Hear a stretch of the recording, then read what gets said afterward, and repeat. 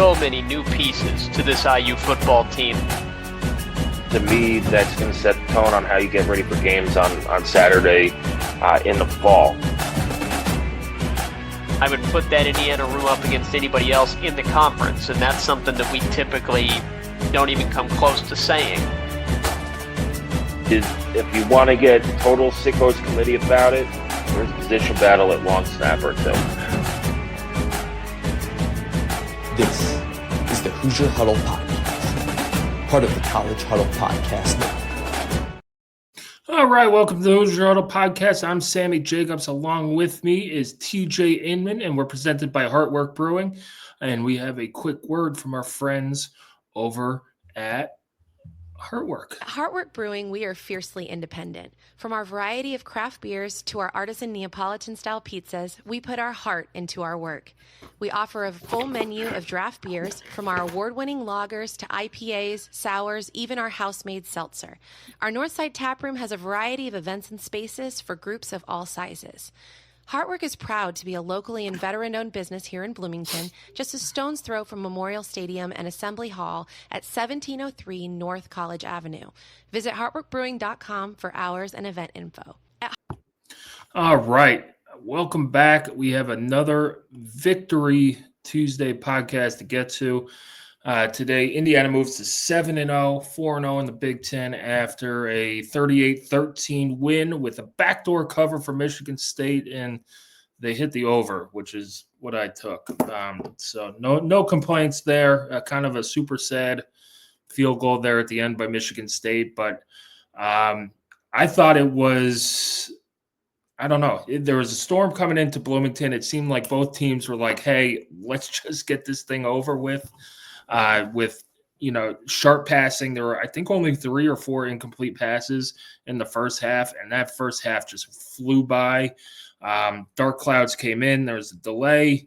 Indiana goes on and scores on their first 5 possessions of the game. I thought where the game was won is that middle 8-10 minutes. The last 4 minutes of the first half where Indiana scored twice to make it 21-10 at halftime. You come out of halftime, get the ball back, make it 28-10. That kind of puts it out of reach, and then one more touchdown to make it 35-10. I know there's a lot of complaining about the E.J. Williams incomplete pass call, which was out by like a nanometer. But had he just fallen out of bounds and not put his heel down, it would have been a touchdown. I don't know. Let's not get into the NFL, what's a catch, what's not a catch thing, because nobody knows what a catch is in that league. And then Indiana's defense, I thought, started slow. Michigan State had a good game plan of kind of taking away Indiana's aggressiveness, and Aiden Childs showed the potential that he has as one of the most talented quarterbacks in the Big Ten. Now, he hasn't always put it together, but he showed what he could do with his feet. He showed what he could do with his arm. And Michigan State has talent at wide receiver that Indiana's soft zone just gave him a little bit too much space. But the spittoon is back in Bloomington, or stays in Bloomington for the second year in a row. For the first time since the late 1960s, Indiana's won the spittoon 2 years in a row. And they're ranked number 2 in the country, closing in on that number 1 spot. TJ, how are we feeling about the Indiana Hoosiers football program? Ecstatic would be the kind of surreal feeling, right? It's difficult for me to wrap my head around seeing IU at number 2 in the country. With 9 first place votes or 6 first place votes. And it's deserved. I mean, certainly you can't poke any holes into what Ohio State's done and the program that they currently have. But Indiana deserves to be right there with them at the top. It's a clear top 2. As far as the Michigan State game, I think you hit the nail on the head. They had a good game plan. They did a really good job of executing, taking Indiana's defensive aggressiveness and using it against them with screen passes really were the big thing that they were picking up some chunk yardage with. I thought Aiden Childs, it was the smartest game that I've seen him play. He did not put the ball into danger, which has kind of been a problem of his during his collegiate career. I think he showed you kind of the tantalizing ability that he has, but there was some understandable frustration from Indiana fans with the close score line in the second quarter. And that was because Michigan State was doing such a good job keeping the ball out of Indiana's offense's hands. The IU offense was hyper efficient in this game. Yep. They were, I think it was 9.7 yards per play in the first half, 3 touchdowns on all 3 possessions in the first half. In the second half, you start right away. You have a chance coming out of that delay, which thankfully was not that long. Coming out of that delay, you're up 21-10, and you've got a chance to really put Michigan State up against it. It did not feel like they had the firepower to come back in that game. IU gets the ball to start the second half, immediately attacks a inch perfect pass from Fernando Mendoza to Omar Cooper for the touchdown, 28-10. Indiana scores again the next time they get the ball. So 5 trips, 5 touchdowns. Really, I think you could look at it. Once IU had that 35-10 lead, the rain is coming in. They took their foot off the gas on offense and just handed the ball off. But for those first 5 drives, Indiana ran, by my math, 38 plays. So they scored 35 points on 38 plays. That is incredible efficiency. Fernando Mendoza was so sharp in that game, really getting whatever he wanted. And, finishes with a stat line of 24 for 28 for 332 with 4 touchdowns and no interceptions. And like you said, he was inches away, maybe 1 inch away from a 5th touchdown. It was good to see EJ Williams get back involved. I thought this was going to be the EJ Williams game early on. Now it could still be, but he didn't have the big plays like Cooper and Surratt had. But he ended up with 5 catches, 59 yards, 1 touchdown, almost a second one. Riley Nowakowski had a really big play on a kind of a tight end screen. We've seen IU utilize that a couple of times, and he's proving to be very effective at getting the ball into his hands, and he made a guy miss and rumbled forward for a nice gain. Rumbled. He sped down. He hit the accelerator and went, TJ. That wasn't rumbling. He did. Yeah, 39 yards on that play. That was on a 3rd down, if I'm not mistaken. So I think it was a really good showing from the offense. The defense, they did what they needed to. It was frustrating to give up kind of those 3rd and longs on a couple of occasions that prolonged the drives because Michigan State was running that play clock down to 1 or 2 seconds every time. So it was, it's just a little frustrating to go against that. And again, good game plan for the Spartans. That's what they needed to do to give themselves a chance in that contest, and they were able to keep it competitive for about 1.5 quarters. And that's a sign of respect that they knew if they just play it straight up against Indiana, they did not have the horses to compete. Yeah. They had to keep the game down. They had to shrink the possessions, and they had to rely on IU to make some mistakes on offense. Because otherwise they weren't going to stop them, and that's what happened. I think and they didn't stop them. I mean, they had Right. They took the field goal late in the game, and then the one time that they did turn it over on fourth down was that E.J. Williams play where Michigan State didn't stop. I mean, No. he was just out by a nanometer. But this game, you knew kind of Indiana took control. I said in our group text, it was the first team to make a stop would win. And that means it would, like, I didn't mean it as like it's going to be a 45-42 game. It was whoever has the first break on defense is probably going to win this game. And that was Indiana. Indiana stopped Michigan State. They did the quick kick and stuff like that. And Michigan State's defense couldn't stop IU. This is a kind of a nitpick thing. I don't understand a pooch punt in that situation. I just don't. Your defense had shown zero ability to slow Indiana down, or really zero ability to slow any competent offense down so far this year. Your offense had some momentum and was playing well. To me, that feels like a half measure of, we kind of want to show like maybe we're going to go for it, but then you end up pooching it. It was a good kick by Childs, gave his team a chance to down it. But in that situation, I think it makes more sense for Michigan State to go for it. What's good field position going to do against that IU offense that they're already going to score on you? But at the end of the game, your take on that kind of the last two possessions.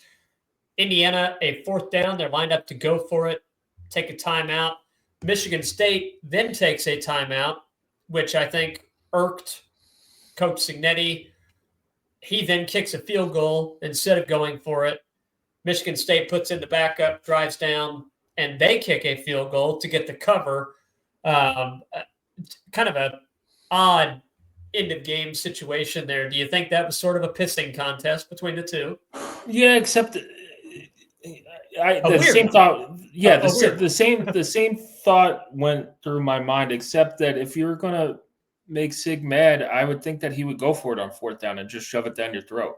And then go and score a touchdown. Okay, fine. We're gonna cover the spread. I don't know. It was kind of a weird back and forth. It was weird. At the same time, I think he, based on his comments on Monday about like the team didn't really answer the bell mentally, and they didn't really get locked in until Thursday or Friday last week as well. It was hey, let's kick the field goal, get out of here, take the win, and go get refocused for UCLA and the stretch run, which we'll start talking about here in a second. It's these games, the pressure grows exponentially now for Indiana.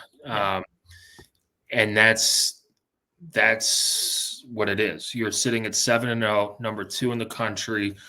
Everybody is saying, look at your schedule. You're going to be in Indianapolis on December 6th, probably playing Ohio State. Now, if Michigan beats Ohio State, I went down this rabbit hole with the ex-follower, might get an Oregon rematch because Michigan lost to USC and Oregon would beat USC. I don't know. It comes down to like data points. And, everybody's saying, well, it's going to be 1 versus 2 in Indianapolis. That's the trap that Indiana can't fall into. You cannot take these. You have to take it week by week. And that's the culture that Cignetti has built within this IU program.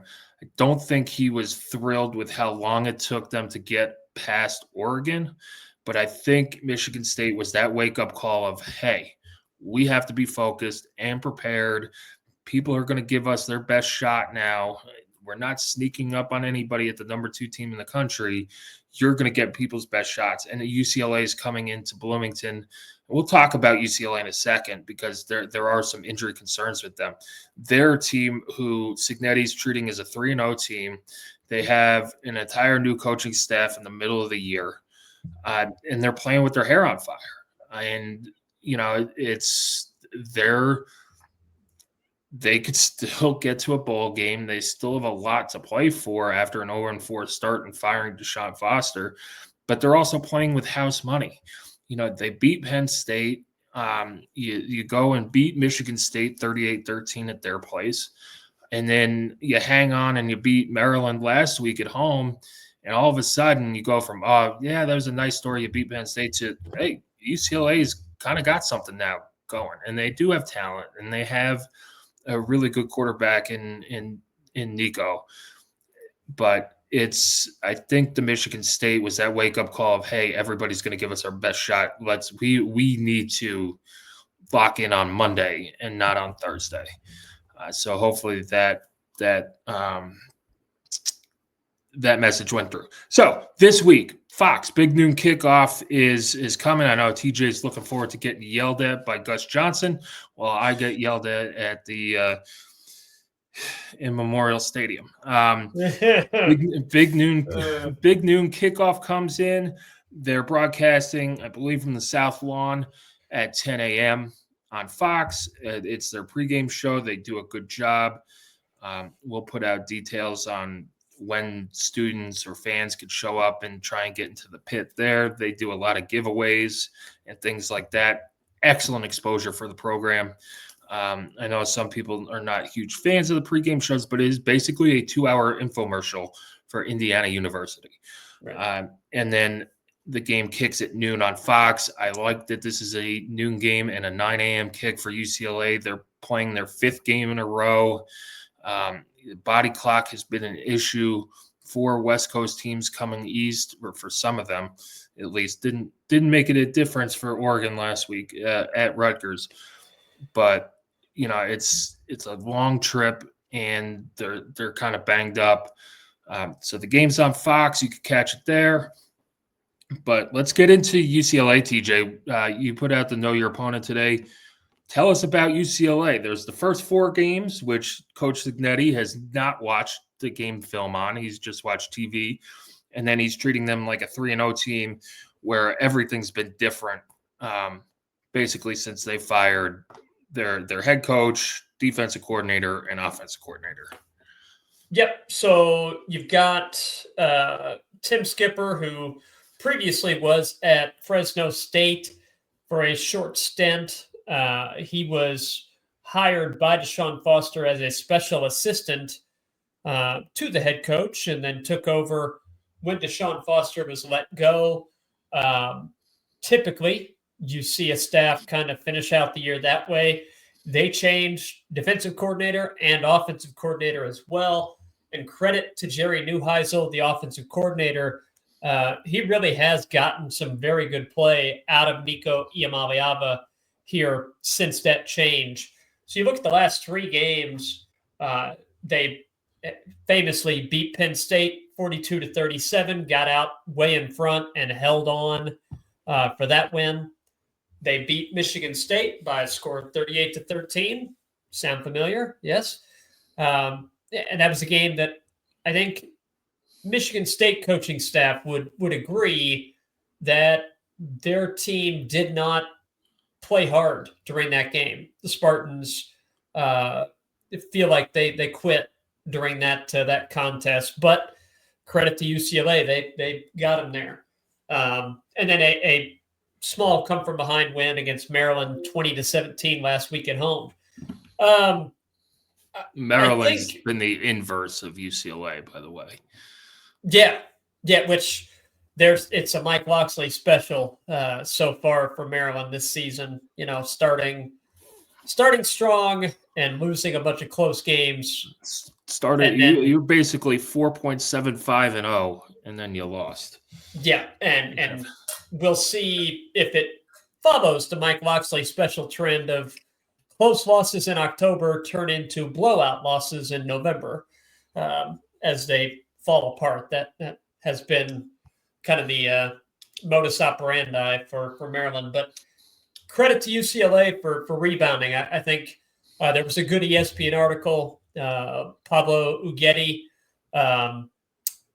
wrote about Tim Skipper, nothing on the field, more what he has done inside the locker room to change the way that these guys are approaching the game. They're having more fun. They're playing more loose. And they're, to be frank, they're playing harder. They did not appear to be playing hard against Utah, against UNLV. The game against New Mexico, that was a joke. Losing to New Mexico 35-10 with the amount of talent that UCLA has, that's entirely effort. It is. So they've flipped that from a on-the-field perspective. Nico Iamaleava, what concerns you about him, if he's healthy, and we don't know. He left the Maryland game at the end, did come back in, but as you can see sometimes with ankle or knee injuries, which his appeared to be, they can get worse after a couple of days and after that initial adrenaline wears off, right? Yep. So unsure on his status, but let's assume that he's able to go and is healthy. What concerns you about him is his ability to make plays with his legs. Yep. Aiden Childs was able to have a big run against Indiana, and he was able to extend a couple of other plays with his legs. Colton Joseph for Old Dominion, 2 very long touchdown runs by busted assignments in the defense. I don't want to say it's a weakness for IU's defense, but it is an area of susceptibility that a mobile quarterback could give this defense problems. So that's one area of concern. Nico, he'll make mistakes. He'll put the ball in danger trying to make plays. He's been a little bit better at that with Jerry Neuheisel, but still 2 interceptions last week against Maryland. So he'll put the ball in danger, but they've got some talented receivers. Quasi Gilmore, the best of the bunch. Gilmer is he's a good receiver. I don't think they have anybody as good as Nick Marsh. That's an opinion. Gilmer would probably disagree with that, but I don't think they have anybody as good as Marsh, but they've got a good trio of them. Their running backs are just okay. I think their offensive line is better than Michigan State's is, but it's not a great strength. So really, offense, Big Ten refs going to call holding this year? That I'm sure that Mikhail Kamara would very much like that. I'd say, how about Devin Boykin is getting held, and everybody's getting held. It's been 3 weeks in a row now. Yeah. Oregon held all game. Iowa was holding. The Iowa one is what stood out to me because that was consistent. That teams were setting the edge by holding. It was, yes. I think on offense, Nico getting hot, getting into rhythm, and then making plays with his legs to pick up first downs, that's what concerns you. Do you change your defense if you're IU instead of playing the 3 linebackers, especially with Kellen Wyatt being out? Exactly. With Kellen Wyatt being out, what adjustments does Indiana's defense make? The obvious answer is, do you plug Stephen Daly into Kellen Wyatt's role? You could look at moving Mikhail Kamara back to the position he played last season. Maybe Daniel Ndukwe gets more snaps. Or you make a switch and you play more defensive tackles and drop down to just 2 linebackers back as your base set instead of 3. Now, which linebacker are you then taking off the field? Isaiah Jones has been arguably your best defensive player in multiple games this season. Yep. So you don't really want to limit the number of snaps he gets. Obviously, Aiden Fisher is not going to come off the field. Elijah Hardy hasn't done anything to lose snaps. So that's a bit of a tough one, but I do think you have got to have a dedicated quarterback spy to This is where having Jalen Williams last year was awesome. Walker. Yeah, Jalen Walker. Sorry, my flashback to 2019.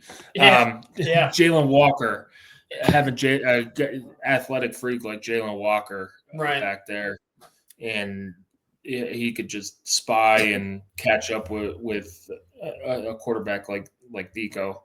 But and yeah, big that's enough my to take him down because Nico's he's big. He's big. So I think that's going to be a fascinating thing to see is how does IU approach the running ability of Nico. 6'6", 215. And then I think that it is it's going to be important for Indiana to take advantage of those opportunities when Nico does put the ball in danger. He'll go out of his way to try to make plays. Yep. Get him under pressure, and then take advantage when he does put that ball in danger. IU secondary has been pretty good about that this year. Amari Farrell, Lewis Moore in particular, they've got to take advantage of that when it happens. So it's definitely a much better offense under Neuheisel than it was with Tino Sunseri calling plays when Deshaun Foster was the head coach.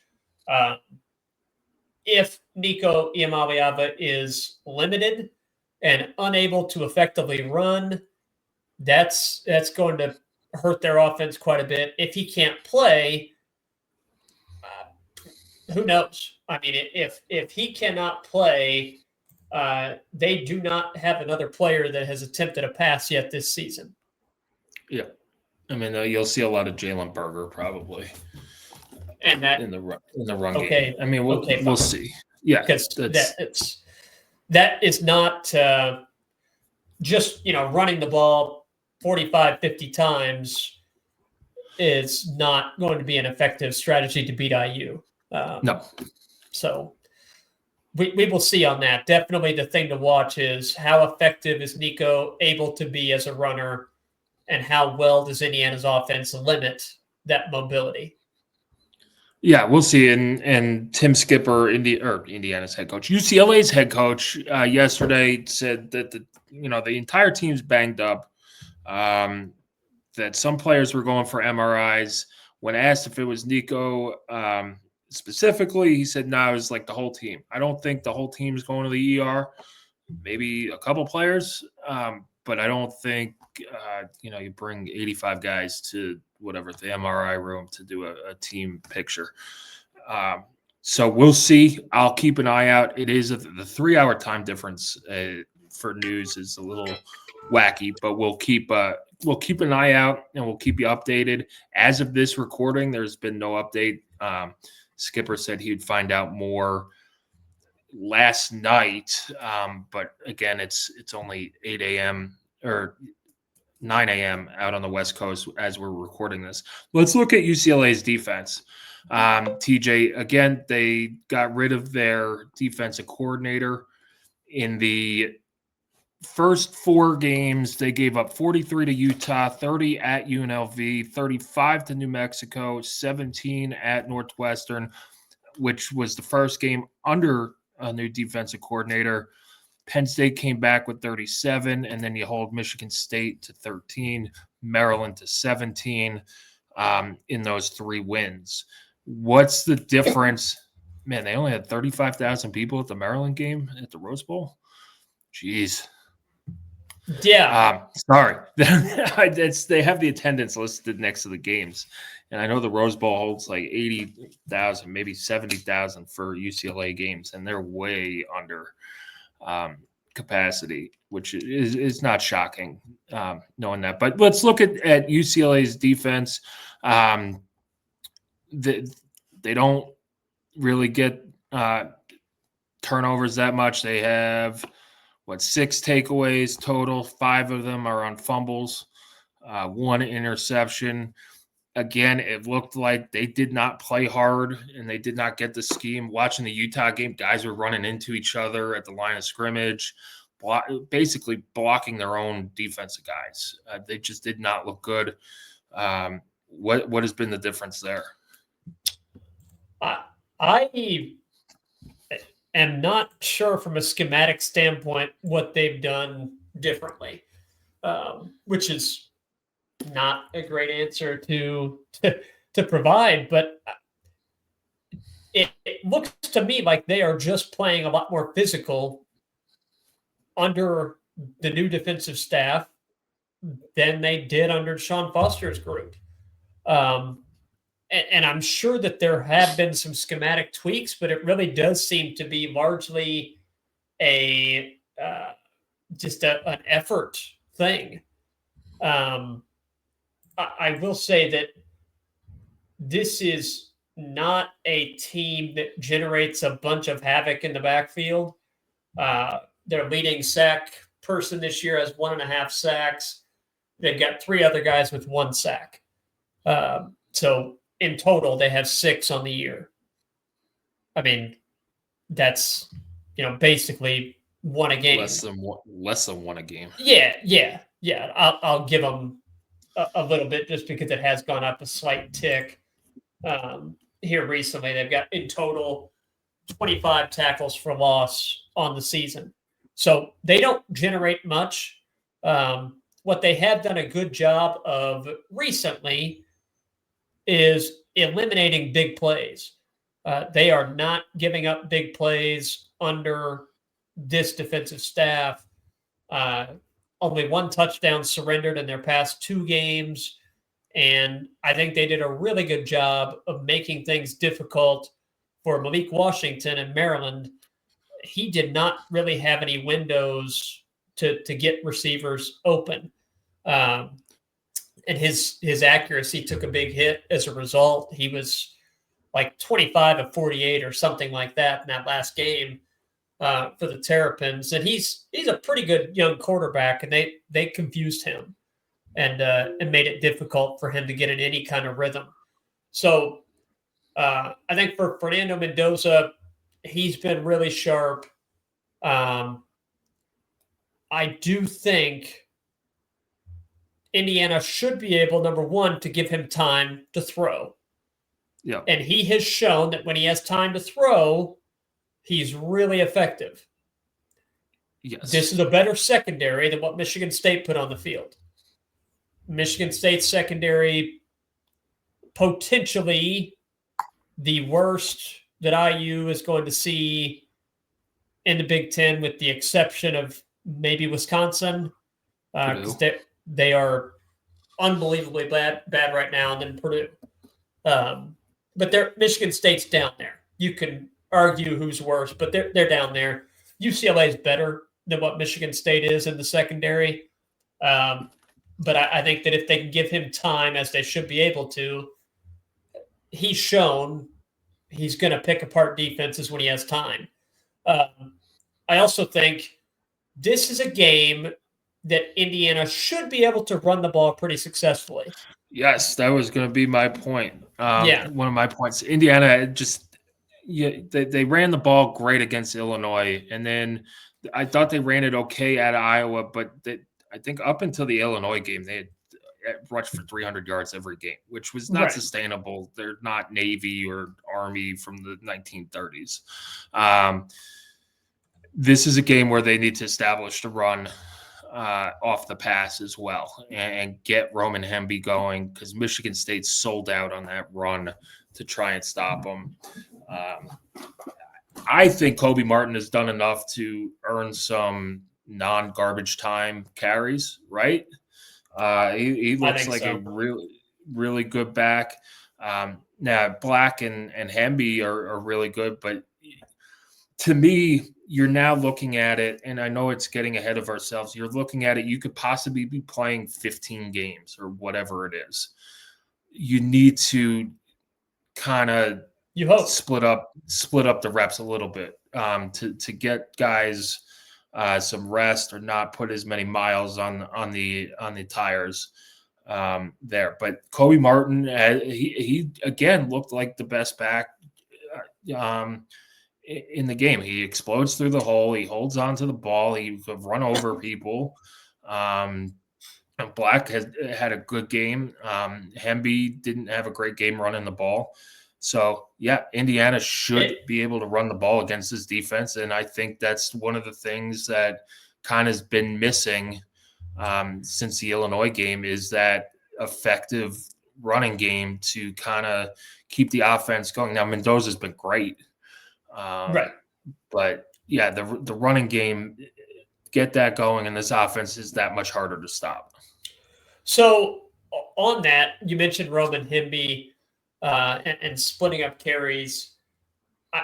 One of the kind of side effects of the way that Michigan State played and how effective Indiana was through the air, only 56 plays total for IU's offense in that game. Roman Hemby only had 6 carries. Yeah. Do you think that, number one, is there a concern that he's banged up right now?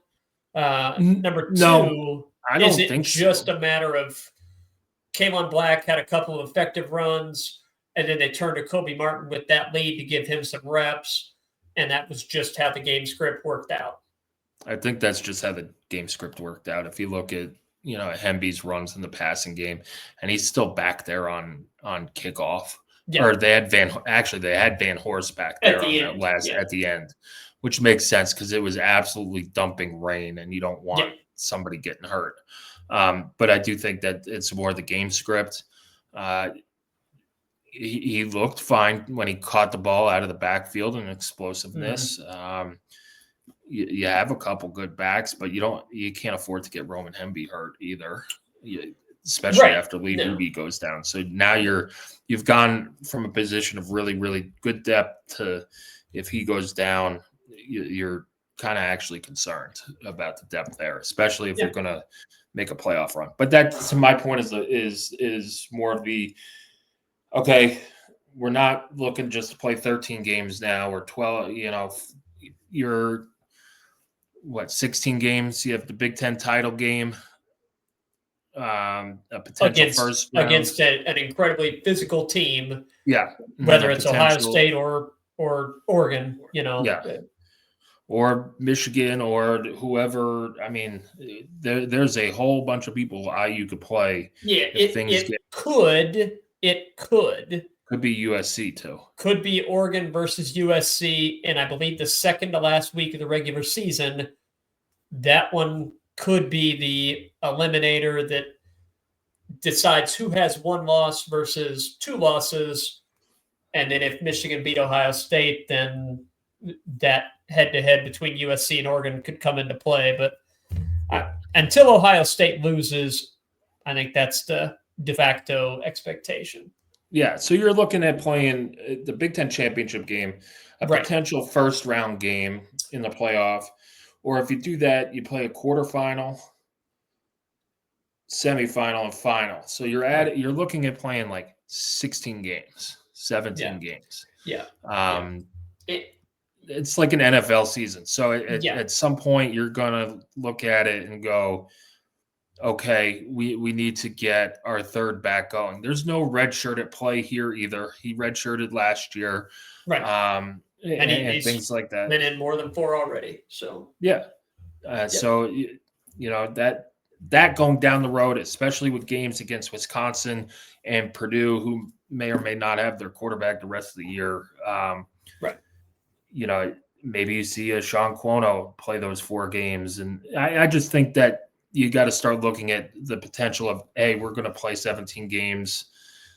That's the goal. Let's prepare to play 17 games, and getting guys some more carries on the depth chart helps. And, you kind of saw that on defense too, when Kellen Wyatt goes out and Daniel Ndukwe hasn't played all that much, but Stephen Daly has. And you kind of wish maybe Sig and the defensive coaches played some of these younger guys a little bit, but you're also could play some of these younger guys later in the season and still preserve red shirts and things like that. So it's not a total failure. There's probably a plan, and you got to trust the plan. Let's get to key matchup, TJ. What is your key matchup for Saturday? Yeah, I hinted at this, so I'll go with it. Nico Iamaleava versus Indiana's defense, specifically with his running ability. And I use need to show that they won't allow big plays to a rushing quarterback. I think that the occasional big play, that's going to happen with the guy of his ability. What IU needs to prevent him doing is consistently picking up first downs with third down scrambles. Yep. That extends drives, keeps your offense off the field, and allows UCLA to stay in the game. So for me, that's what it's going to be, is on those third downs, preventing Nico Iamaleava from getting outside the pocket and picking up first downs with his legs. Yeah, I'm going to go with Indiana's linebackers against Nico Iamaleava. Yeah, I was nervous about saying that. Against them, I think this is a game where if you're going to play three linebackers, they're going to have to be very, very good at tackling again. I would even throw Devin Boykin in there as well. We'll see if Byron Baldwin plays. He is off the injury list finally, but he did not get into the game against Michigan State. But this is a game where, like you said, you cannot let him pick up those third downs and fourth downs that Aiden Childs and Michigan State did to extend drives, to turn, a 3-minute drive into an 8-minute drive where Indiana only has 3 possessions in the first half. Now, Indiana's offense could score 3 touchdowns like they did against Michigan State, but to have more margin for error, you'd like to get them off the field. Your defense is a little banged up with Kellen Wyatt out as well. You want to just get off the field and get that defense off the field and rest it on the sideline so that they could, be dominant in the second half. Let's move to Indiana. Will raise the victory flag if they fix the flagpole. They did have a flagpole issue on Saturday. The victory flag flew throughout the game. A little bit of a bad omen, but they overcame that adversary. So Indiana will raise the victory flag if, TJ. Oh, the easiest answer, but I continue to give this, not turn the ball over. This offense, I don't think UCLA stops them if they take care of the ball. I think that in these games, and I'll probably end up saying the same thing for Maryland and for Wisconsin and for Purdue, if Indiana takes care of the ball on offense, I think they're going to score. That doesn't mean every single possession, but I think they'll score more than enough points to comfortably win the game if they don't turn the ball over. So I'm going to go with take care of the ball. A second little side point is running it effectively. Just as you look, and you mentioned this, as you look further down the line, I do think that getting that running game, particularly with Hemby, Black, and Martin together, getting those guys back to where they're averaging 5+ yards a carry, I think would just further open up the passing game and give you something else to lean on, to kind of tilt time of possession back in your favor as these opposing offenses just try and hold the ball against you. So I'll go with those two things, but primarily take care of the ball and you're going to take care of business. Yeah, I'm going to go the opposite as with you, TJ. Indiana's got to create havoc on defense. They did it a little bit in the backfield last week with not as much as we thought, right? No, not as much as we thought, but they had Right. 9 tackles for loss, 4 sacks. A lot of them came up late. They had Yep. 3 pass breakups. They did force a fumble, but Michigan State jumped on it. But Indiana's got to force turnovers. This is a quarterback who has been susceptible to turning the ball over. You have a offensive line who's not as good as Indiana's defensive line. You should get into the backfield and put pressure on. We'll see what Stephen Daly could do in Kellen Wyatt's spot. I think that is a bigger loss than a lot of people are thinking, just because Kellen Wyatt was so good in dropping back and pass coverage too, and getting out there. But Stephen Daly, the TV broadcast, said he was maybe the best athlete on the team. So we'll see about that. But yeah, it's create havoc, pressure on the quarterback, sacks, tackles for loss. That gets the crowd involved. Take the ball away, get your defense off the field, set your offense up with the short field. We'll see. UCLA has that fire right now. They have that hope. If Indiana can kind of extinguish that, how do they respond? And then we'll see. Again, I think the injuries are going to be a big part of this. So we'll skip best bets because of that. There's a lot of news coming out on injuries. We'll see. Let's get to score predictions. I said earlier in this podcast that we would assume Nico is able to play, and we would assume he's able to be mostly effective. I don't think anybody's totally 100% at this point of the season, but we'll assume he's as close as he's going to be. So with that, I think that, again, I trust Indiana's offense to score as long as they take care of the ball. So I'm going to go with Indiana to score. And I do think this will be a little bit of a higher possession game than what they had against Michigan State or Iowa. So I like Indiana's offense to put up some points, get to 42 for Indiana. And I will go with 20 for UCLA, 42-20 in favor of the Hoosiers. I think they win. I think it's perhaps a little bit uncomfortable early on, but IU pulls away for a pretty convincing victory at home against the Bruins, 42-20. Yeah, I'm going to go 45-20 right there with you. I don't think Indiana's offense, anybody can stop them but themselves. Yeah. I do think a 9 a.m. body clock kick for UCLA kind of puts them in a hole. We saw it when Washington came in last year. They kind of walk through the beginning of that game, and we've seen it a number of times with other teams. I do think Michigan State served as that wake-up call of, hey, we got to focus and prepare like, this is the biggest game of the week, and it is. So I think IU comes out, the defense, UCLA's offense will score a little bit, but their defense plays better, takes the ball away a couple of times, and gives their offense more possessions to throw up points. So I'm going to go 45-20 on Saturday in favor of the Hoosiers to move to 8-0 and then head down on a 2-week road trip to Maryland and Penn State. So that does it for this week's podcast. IU takes on UCLA at Merchants Bank Field at Memorial Stadium in Bloomington. It's at the Fox Big Noon kickoff game, so the kickoff would probably be at 12:10, but coverage starts at 12. The Big Noon kickoff pregame show starts at 10 a.m. on Fox as well. You can follow us on X at Hoosier_Huddle.